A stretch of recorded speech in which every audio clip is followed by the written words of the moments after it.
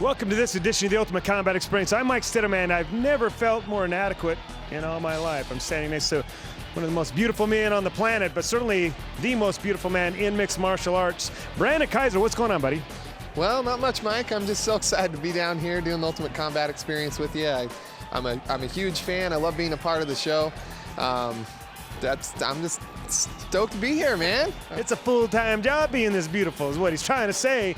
Brandon, you got a little TV show of your own that you're doing, and you and Brian Yamasaki are kind enough to come by and help us out with this show. Talk to me a little bit about yours. Well, our show is Taking It to the Mat. It's on Comcast On Demand. If you can find the Ultimate Combat Experience, then you can find Taking It to the Mat. It's in the same general area on the on-demand section there, and we're just having a blast. And you know, our show would be nowhere without the Ultimate Combat Experience. What do you plan? What is the show? What's the premise of it? What are your plans with it? What do you want to do with it? Well, you know, we go to the Ultimate Combat Experience and we film the fighters backstage. We kind of give people a backstage look, and it's a fight. It's a show really geared towards people training in mixed martial arts, so they get to learn techniques on there. And I actually ran into a couple of the fighters in here tonight saying they've been watching the show and picking up some tricks. So check it out, and also check out our web forum that's related to the show. You can go to mushinselfdefense.com, and then there's a button there that Yamasaki's put there for us for the forum, and we can talk about who you want to see on the show, what kind of techniques you want to see, and all that kind of good stuff. Very, very good stuff. You definitely want to check it out. These guys are really cool, and they've got a great show going on. But we got a show going on tonight as well. Your main event features a guy we haven't seen in a little while, the quiet one, Ma'afu Fosita, going up against another kind of quiet guy in Travis Timmerman. What do you know about this matchup? Well, what I do know is I'm excited to see Ma'afu back in the ring. He's been one of my favorite local fighters for a long time. I love guys that are well-rounded. He's got boxing skills, he's got ground skills, and he's just a really nice guy, which is a cool combination. Not just one of your favorite fighters, but one of your favorite guys in mixed martial arts. So we're looking forward to that. We got a lot of stuff before we get to that. Brandon Kaiser, thank you so much for joining us. It's the Ultimate Combat Experience coming right at you. 8, 7, 6, 5, 4, 3, 2, 1. The Ultimate Combat Experience starts now. Warriors of the ultimate fight. Get in the ring for the ultimate flight. I say we warriors of the ultimate fight. Get in the ring for the ultimate flight. I say we warriors of the ultimate fight. Get in the ring for the ultimate flight. I say we warriors of the ultimate fight. Get in the ring for the ultimate flight.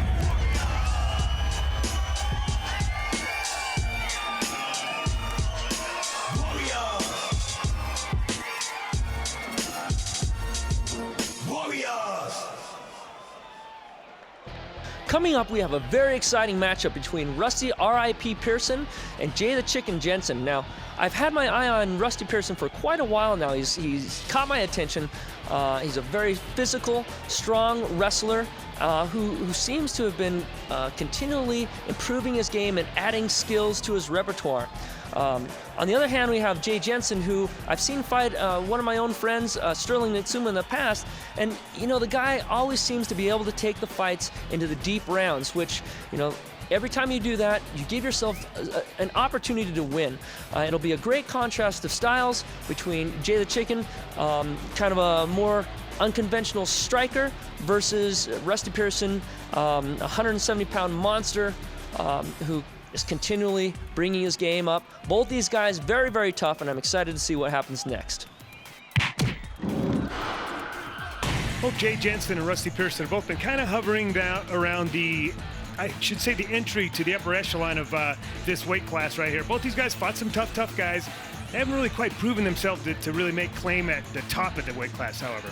But yeah, I definitely agree with you guys. These guys have both been fighting very tough opponents and doing very well. And Jay Jensen kind of does it more as a hobby, however, and really until just not too terribly long ago, so did Rusty Pearson. With the wrestling background, he's really kind of starting to take this fighting career thing a little bit more seriously, and you can really see it in how he's doing in the cage. I have to say, I'm taking him a little bit more seriously. You know, I've kept my eye on Rusty. He's impressed me with his wrestling ability and his toughness. He's done some a couple of 3-rounders and hasn't gassed.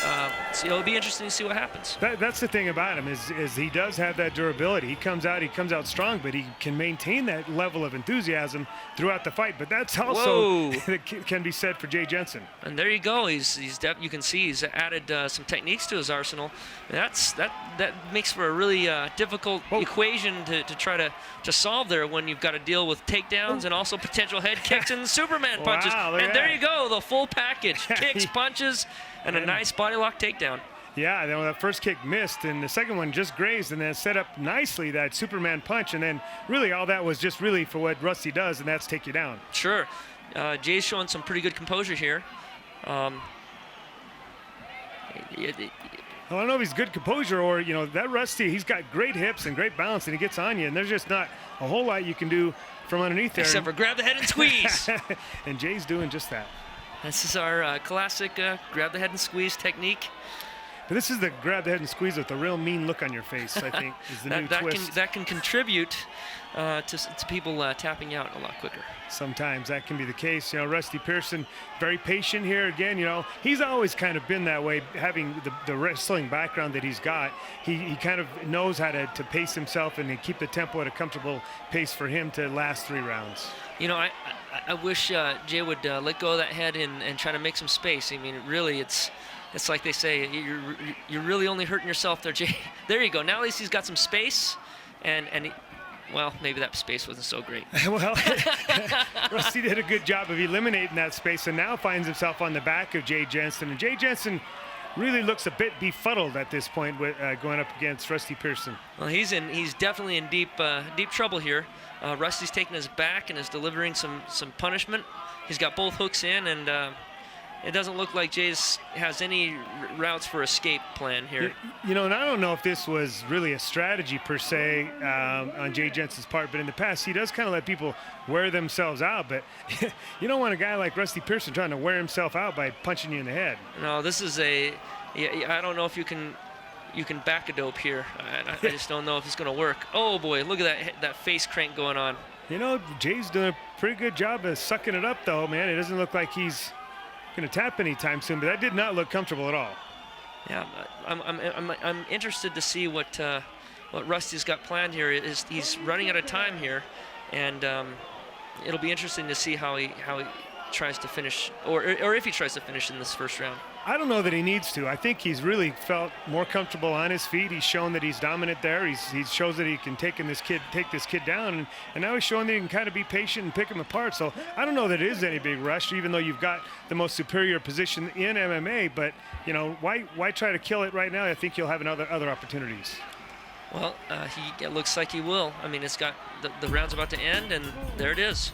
All right, easily a 10-9 round, and possibly not a 10-8 round for Rusty Pearson in the books. And as you mentioned, he looks very composed. Doesn't look like he's sucking any pond water at all. He's ready for round number 2.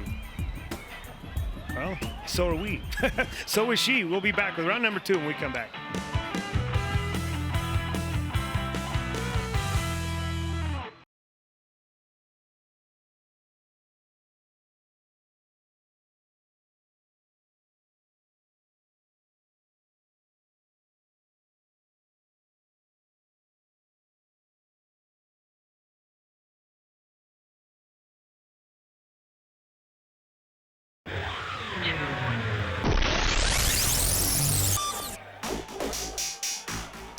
Welcome back to the Ultimate Combat Experience. If you're just joining us, you missed a pretty dominant round between Rusty Pearson and Jay Jensen. Rusty really had his way, both on his feet with the transition to the ground, and then once they were on the ground, he really kind of just picked his spots and then beat up on old Jay Jensen there in round number 1.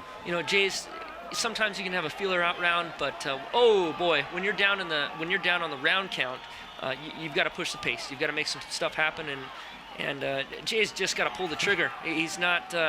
He's always one step behind Rusty, and oh boy. Yeah, I get a sense that Rusty has scouted Jay just a little bit because he's been looking for that little lazy push kick. He's been trying to sweep it this entire time, hasn't quite caught it, but Jay Jensen's kind of famous for that kick. I'm wondering if I were Rusty, I'd be considering just standing up and letting him back up. Well, that looks like he's trying to communicate to the referee. He's like, hey, what's going on? He's not doing anything underneath. Let's get going. Smart move. Smart move. That was a very smart move, and Dave Saiz said, your referee, happy to jump in and do that. And Rusty said, I'm tired of touching gloves. Let's punch it out. And I think that's kind of plays into what you were talking about as far as being at the top of the food chain in this weight class.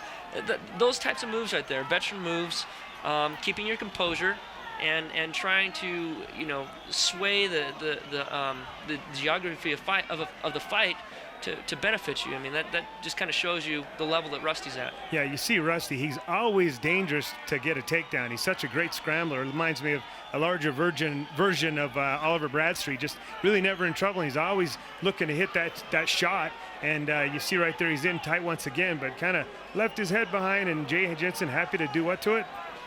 Grab and squeeze. Which really is just uncomfortable more than anything at this point. And it really only hurts the guy grabbing and squeezing. Now, you watch this, mark my words, I just said that, and you'll probably see Jay Jensen get a tap. I don't think you will against a guy like Rusty Pearson. You may against other opponents, but we've talked about this a little bit in this fight. I think Rusty's really showing himself to be one of those top fighters in the weight class. And again, once Rusty gets out, and he's about to right here, just grabbing and squeezing like that can put so much of a burn on those arms. Yeah, and I've had conversations with Rusty lately. He's excited about the round for the belts coming up, and he thinks he's ready to compete for those belts. And I think Rusty just might have a shot, man. I really can't think off the top of my head anybody who looks more complete or more dominant if Rusty's on his game. He's definitely would be a contender in my book. Here's Jay just kind of waiting. I'd like to see him double up on that jab, and instead of going for one big shot, double up and throw some combinations. I think he's just technically outmatched in this fight. Jay, he looks like he's a little gun shy. He's throwing that jab out there like he's expecting to get plastered back in the face, and that's no way to send a jab out there.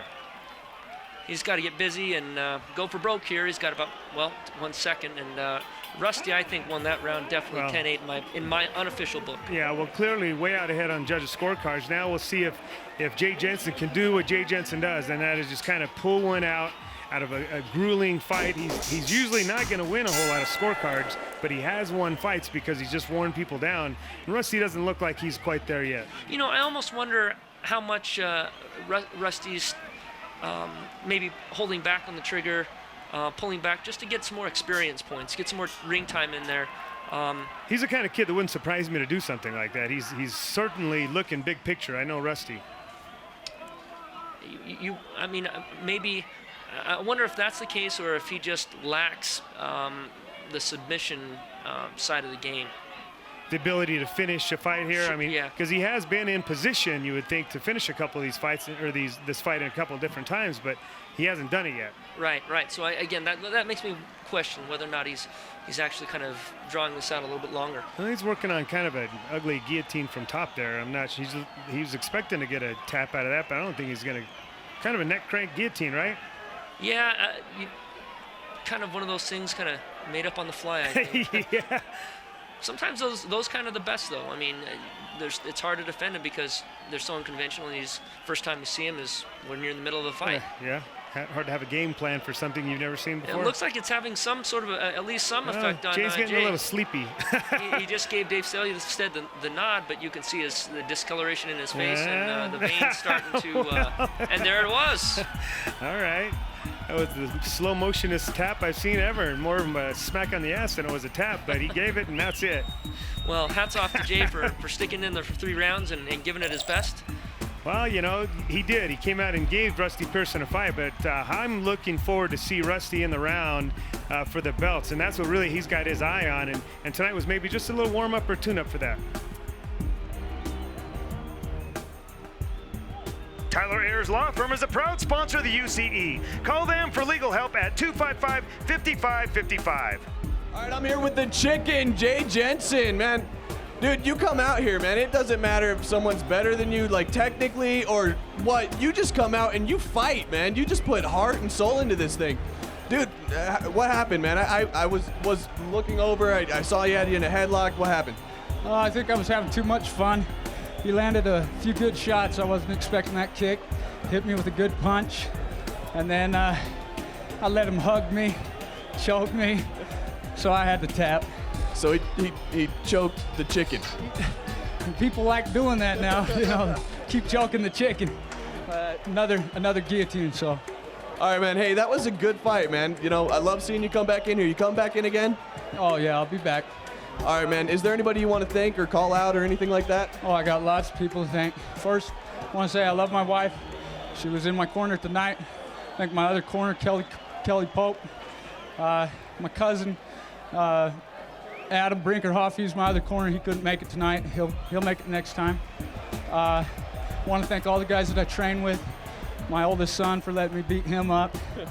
And like I said, you know, tonight I wasn't sure even who I was fighting when I went to weigh-ins. They either told me Mike Darcy, Rusty Pearson, maybe Bird Dog.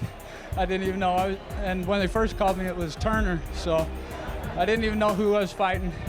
But it was an honor to fight Rusty. He's a good guy, great fighter. All right, man. Hey, that was great getting in here, stepping up, not knowing who you're going to fight. Hey, tonight you were good, just not good enough. Thanks a lot for coming out. Thank you, Mullet. Zoats has the most delicious sunflower seeds anywhere. Check out Zoats.com for a complete list of flavors. Rusty, another dominating performance, man. How'd that fight go in your mind?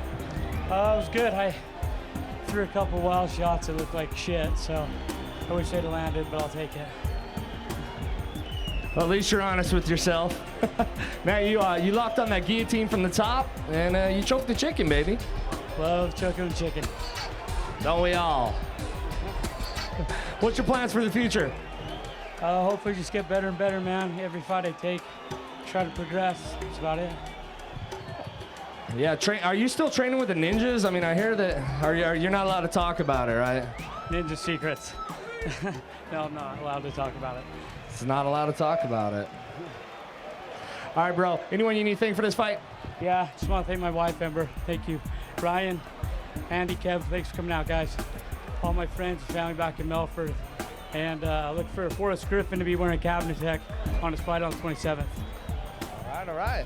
A little plug for the UFC. Well, there you have it, a very tough 3-round performance. A gritty fight put out by Jay Jensen, but just too much from Rusty Pearson. He was too physical, had too many tools, and dominated for the entire fight, put him away in that 3rd round. Stay tuned for more Ultimate Combat Experience.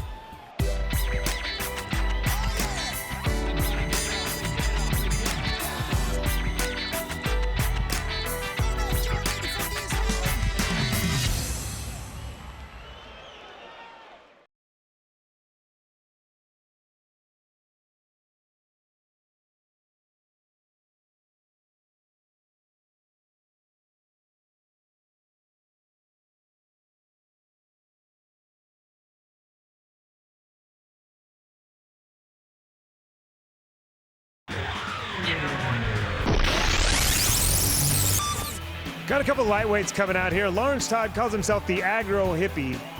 And I'm not sure that aggro and hippie go together, but they're here together. Who are they fighting? Well, Wotjeck is back, and I'm excited to see how this goes because, you know, we saw him fight once, and he was an animal. I mean, he just mauled his opponent the whole fight. The aggro hippie has got his hands full tonight. Lightweight nose bar, check it out.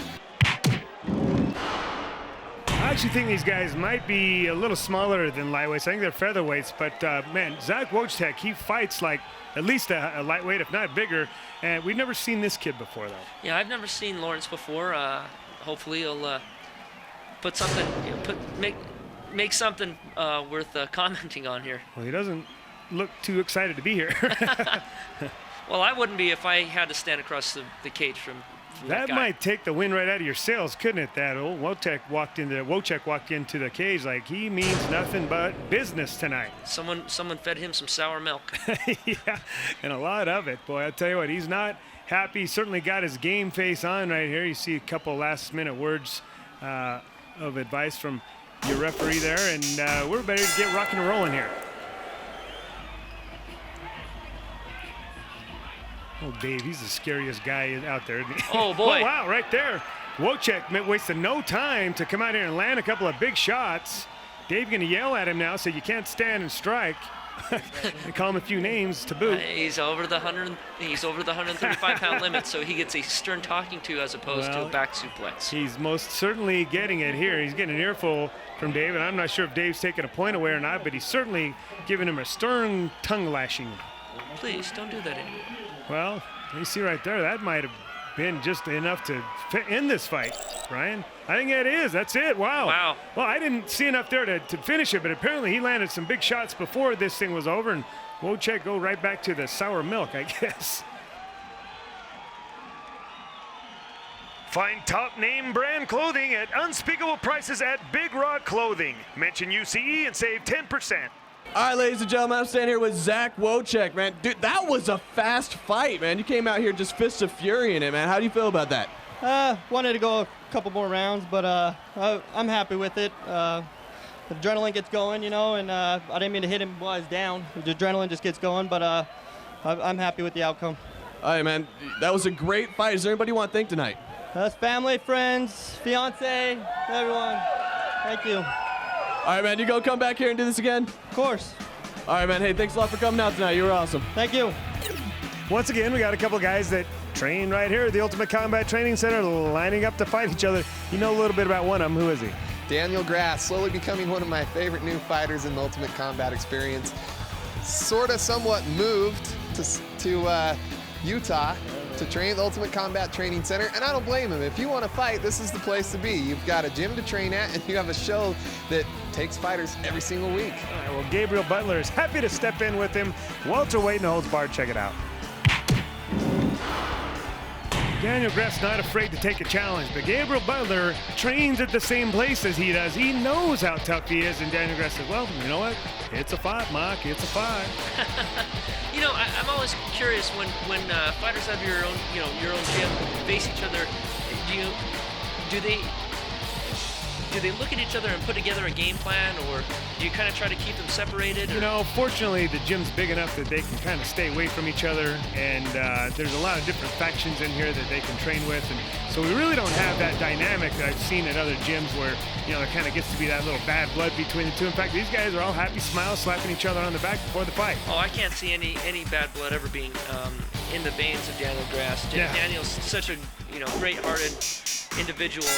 Like Brandon was saying, it's hard to watch him week in and week out and not start becoming a fan. You got to kind of start pulling for him. The one thing he needs to do, and we talk about this a lot, is work on his stand-up, because it is terrible. But his ground, sometimes you see good little things out of it. You know, he definitely has some natural ability, natural flexibility. I've seen him twisting into positions that I've never seen before.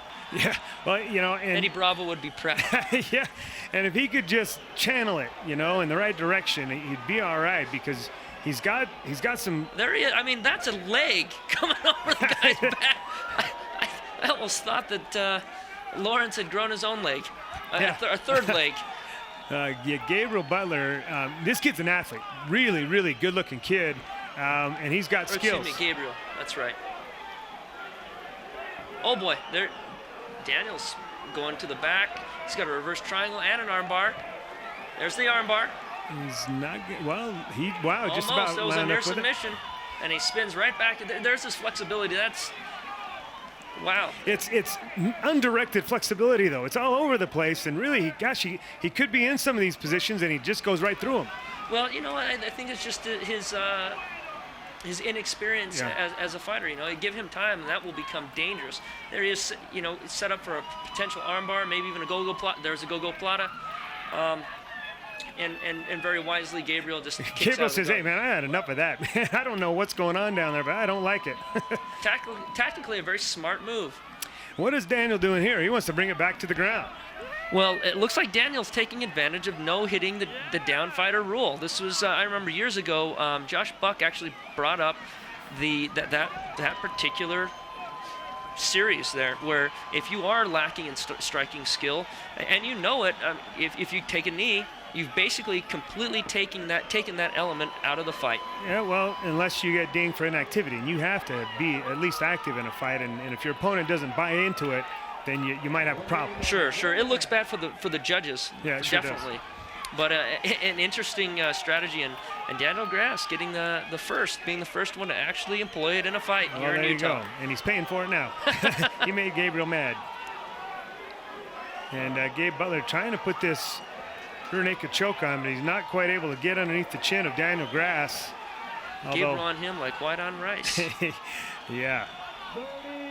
30 seconds, though. He's only got a little ways to go. Hang in there, Daniel.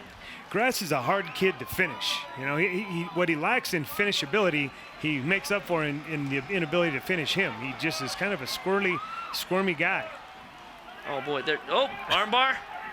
Triangle set up here. I don't think he's going to have enough time to finish it. He's got 9 seconds.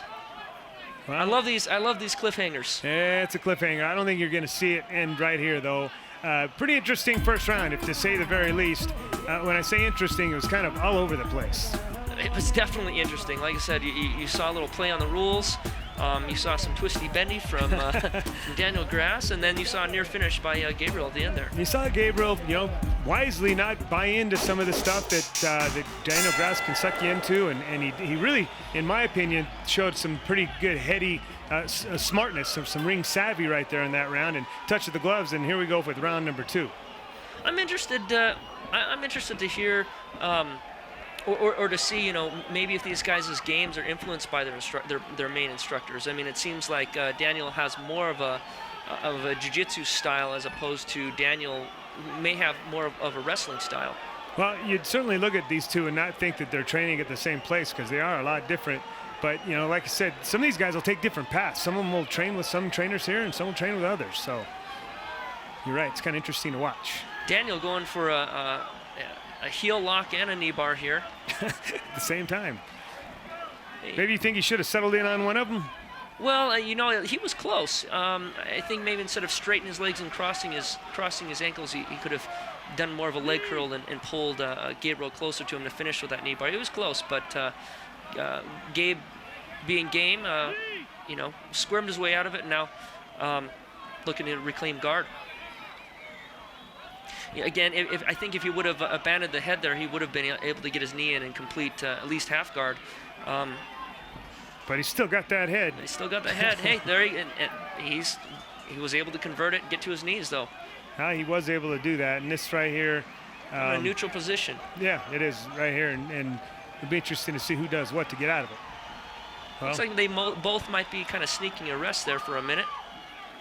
And there's Daniel throwing his leg over the back and grabbing his own foot, and then getting elbowed in the face. Well, that line right there could explain 90% of Daniel Grass's fights. There's Daniel putting his leg where it shouldn't be and then getting elbowed in the face. I think that can explain pretty much any fighter's game. And that's essentially the difference between jiu-jitsu and fighting.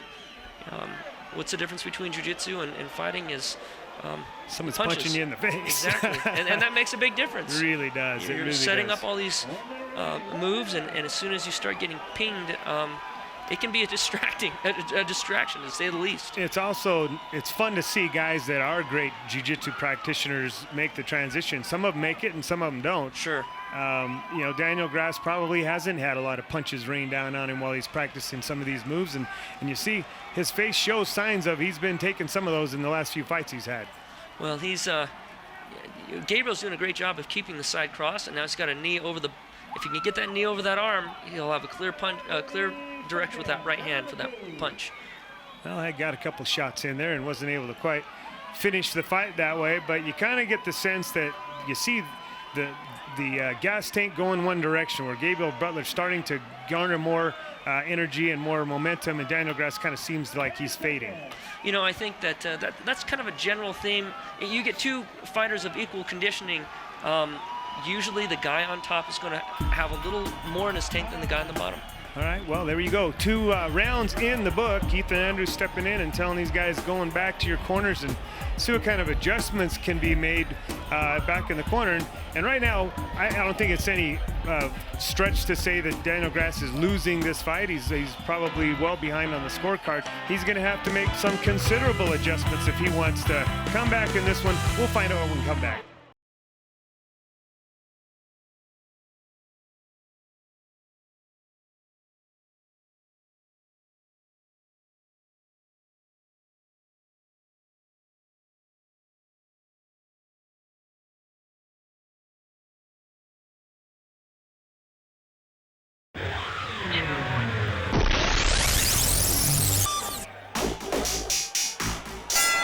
Welcome back to the Ultimate Combat Experience. If you're just joining us, you've missed a rather lopsided round number 1 and round number 2 between Daniel Grass and Gabriel Butler. Both these gentlemen training at the same place, the Ultimate Combat Training Center. Looks like Gabriel Butler a little bit up on Daniel Grass, wouldn't you say, Brian?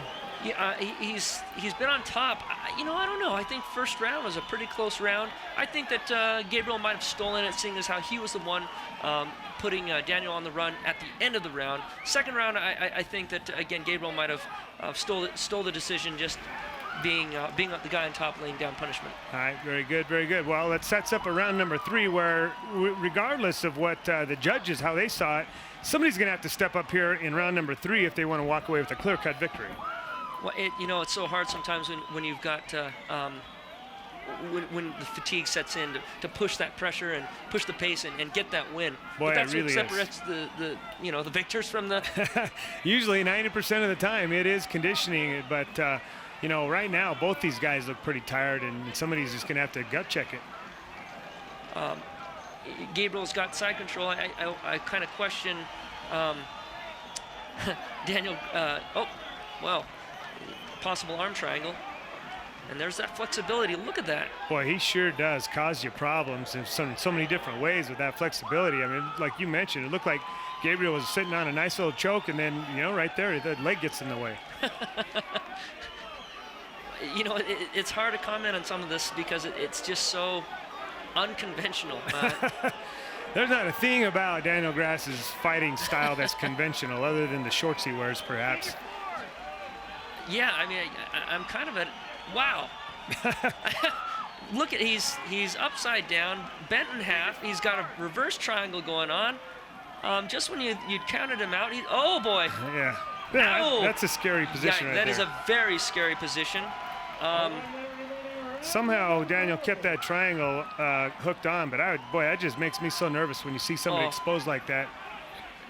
That's the most dangerous. That's the most scary thing about fighting in my mind. Those types of slams. Now I've got that's a head scissor going on by Gabriel Butler, and a reverse triangle, an upside down reverse triangle by Daniel Grass. Very, very interesting situation. To say the very least. Because Daniel Gabriel is so. If you look at his profile, he has no posts out to the sides.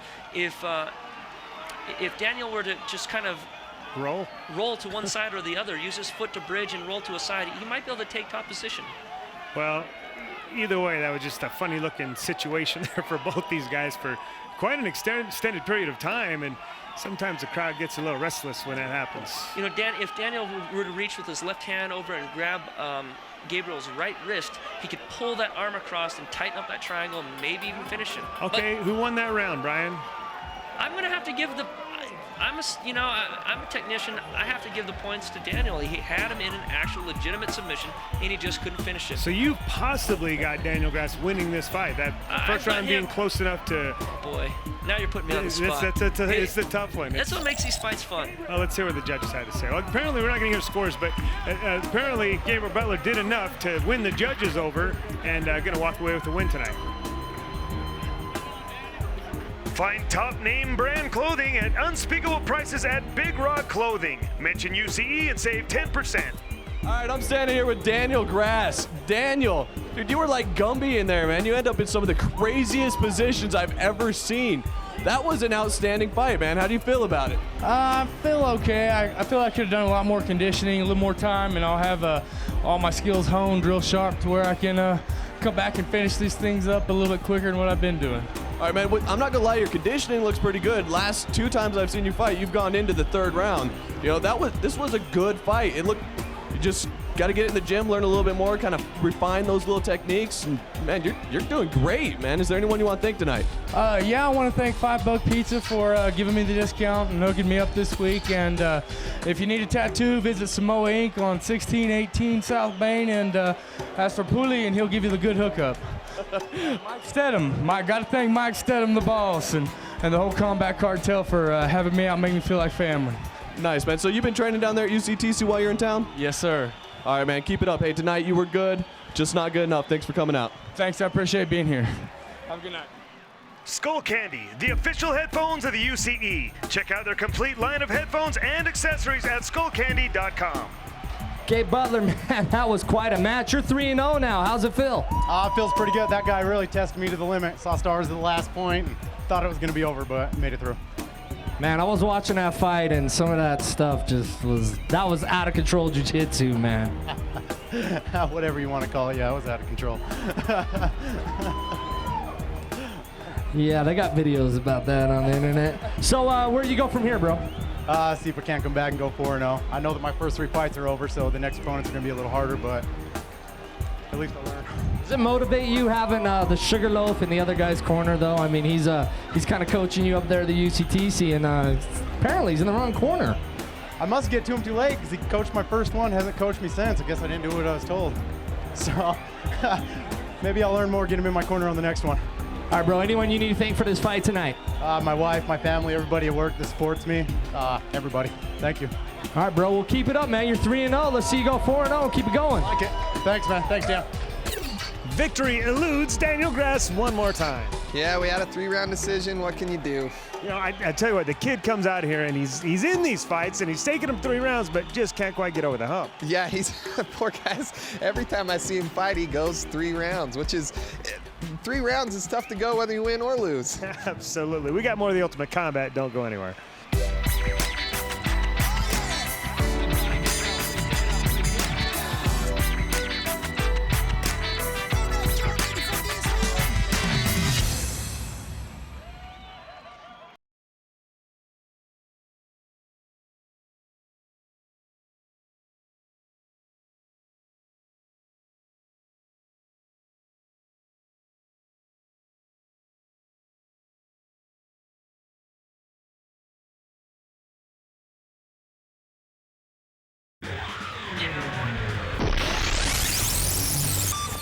It's time for your main event, and do not adjust the volume on your set because it's going to be very quiet. Both these guys are very, very quiet individuals. Large guys, but somewhat quiet. 2 quiet guys, Mike, that are both going to bring a good fight, though. And Timmerman's going to have to bring a good fight because he's going up against a guy that's good in every range. Ma'afu Fosita is literally Hall of Fame UCE material, and you know, Travis Timmerman's been making some noise of late, but he's got a tough fight, I say. He does. He's going to have his hands full. I'm excited to see how it turns out. Strap yourselves in. It's going to be a doozy. I'll tell you what, man, Ma'afu, when I say Hall of Fame material, one of these days I'm sure he will be elected into our Hall of Fame. Just, if nothing else, he's one of the all-around great guys in the sport. He would get my vote just for having a baby strapped to his chest during his pre-fight interview. He's so proud of that one. 6 foot tall, 205 is Ma'afu Fosita, and he's won more championships than anybody else in the UCE, and that's just probably because he's been around longer than anybody else in the UCE. Well, he just brings so many skills to the table. You know, his composure, his hands, and lately I've seen him make a concerted effort to improve his grappling game. And his aggression. I think that was the slight on him before, was that, you know, he just was a little timid. He didn't come after you, and that's how people would hang with him. With that big, long, strong body that he's got, he just had a hard time overcoming that, and in his last few fights, we see him start to come away from that. He's now actually starting to get a little more aggressive. Well, if he has in fact overcome that shortcoming, oh boy. Baby. Wow, it's a nice little kick. He is going to be a force to be reckoned with. That was a nice little kick to get things started. Ma'afu Fosita, I don't think we've ever seen him throw a kick before. There's his improved ground skills. He's got the body lock on. Needs to lower his hips a little bit. Nice. That was a nice takedown. Now, Travis Timmerman's a big, strong kid, and he got a hold of that head of Ma'afu's, and I thought he might have had a takedown there for a minute. Here's Ma'afu's patience paying off.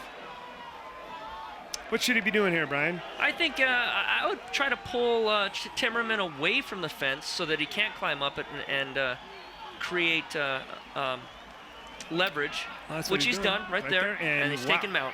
That was a piece of work right there. It sounded like he was maybe even listening to you. I was just watching him. Because you know Sugarloaf wasn't telling him to do that. You never know. I've been watching Sugarloaf Corner, and he actually gives his fighters pretty sound advice. Well, if you need dating advice, don't call him, but maybe perhaps in a fight, he's the guy to have in your corner. Timmerman's in a lot of trouble. Oh boy, he's just Timmerman just gave up his back, it seemed right there. It looks like yeah, the end is near. Yeah. But it looked almost as though Timmerman just kind of wanted to give it. Oh, good job, Travis. Way to fight your way out of that. And then fall right back in it. Oh, Ma'afu's got his ankles crossed. That's a bad move, Ma'afu. He knows better than that, too. Ma'afu's using a nice, tricky little move there. It's hard to see on camera, but before he got that left hand on the top of Timmerman's head, he was actually using his head as the lever on the back of Timmerman's head, and he already had the choke halfway on. That seemed like that was just what it took to get that arm underneath the chin and got the choke there. And boy, it's nice to see Ma'afu back in the cage. Boy, is it ever. And hopefully Travis Timmerman goes back to the drawing board. Now, he's a tough kid, and hopefully this doesn't discourage him any, because this kid could be good. I mean, he's really shown some bright stuff, but right there, Ma'afu Fosita showing you why he's won more championships than anybody else. Daniel Castro coming in with a nice little word of encouragement. Daniel been working lots of corners lately and working lots of corners of some guys that are winning some fights nowadays. And the quiet one, Ma'afu Fosita, walking away with a big win tonight.